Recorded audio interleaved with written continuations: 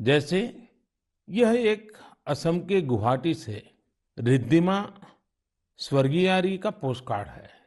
Riddhima class 7th की student है और उन्होंने लिखा है कि वो आजादी के 100वें साल में एक ऐसा भारत देखना चाहती हैं जो दुनिया का सबसे स्वच्छ देश हो, आतंकवाद से पूरी तरह से मुक्त हो, 100% साक्षर देशों में शामिल हो, जीरो एक्सीडेंट कंट्री हो और सस्टेनेबल तकनीक से फूड सिक्योरिटी में सक्षम हो।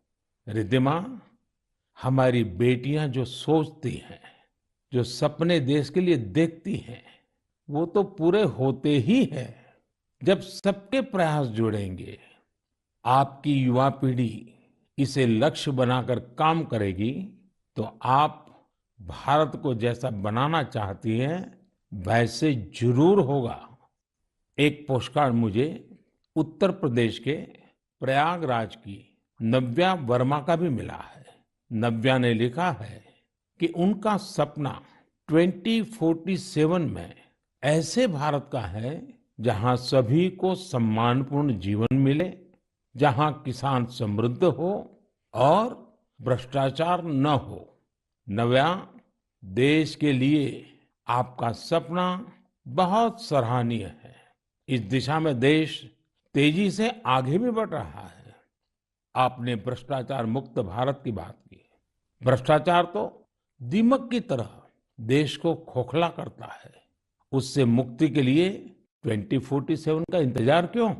ये काम हम सभी देशवासियों को, आज की युवा पीढ़ी को मिलकर करना है, जल्द से जल्द करना है।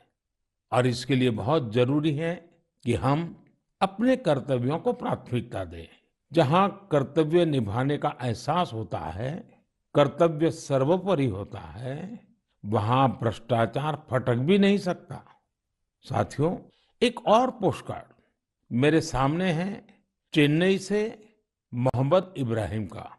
इब्राहिम 2047 में भारत को रक्षा के क्षेत्र में एक बड़ी ताकत के रूप में देखना चाहते हैं। वो चाहते हैं कि चंद्रमा पर भारत का अपना रिसर्च बेस हो और मंगल पर भारत मानव आबादी को बसाने का काम शुरू करे। साथ ही इब्राहिम पृथ्वी को भी प्रदूषण से मुक्त करने में भारत की बड़ी भूमिका देखते हैं। इब्राहिम, जिस देश के पास आप जैसे नौजवान हो, उसके लिए कुछ भी असंभव नहीं है। साथियों, मेरे सामने एक और पत्र है मध्य प्रदेश के रायसेन में सरस्वती विद्या मंदिर में क्लास 10 की छात्रा भावना का। सबसे पहले तो मैं भावना को कहूंगा कि आपने जिस तरह अपने पोस्टकार्ड को तिरंगे से सजाया है वो मुझे बहुत अच्छा लगा। भावना ने क्रांतिकारी शिरीष कुमार के बारे में लिखा है। साथियों, मुझे गोवा से लॉरेंशियो परेरा का पोस्टकार्ड भी मिला है। ये क्लास 12 की स्टूडेंट है।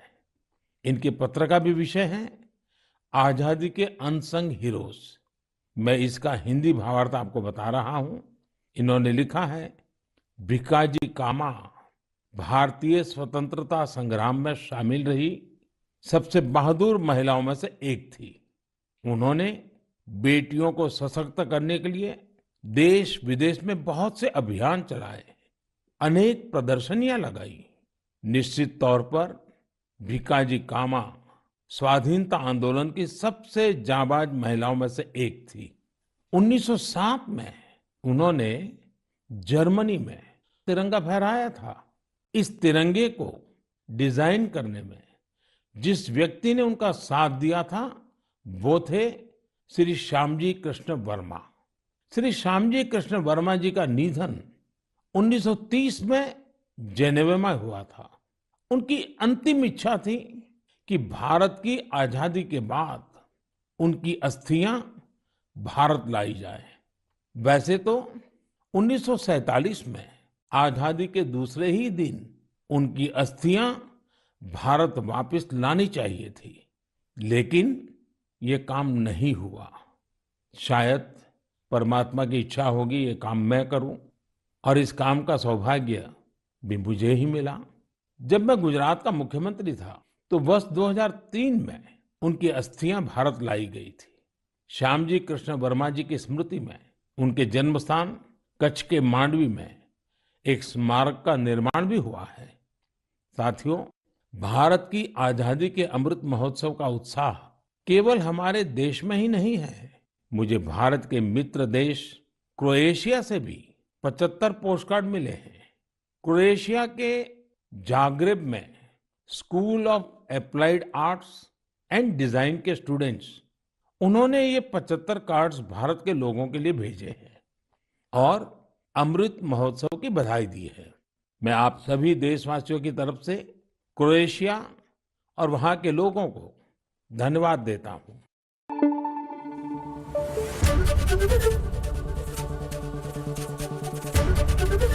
एबीपी न्यूज आपको रखे आगे।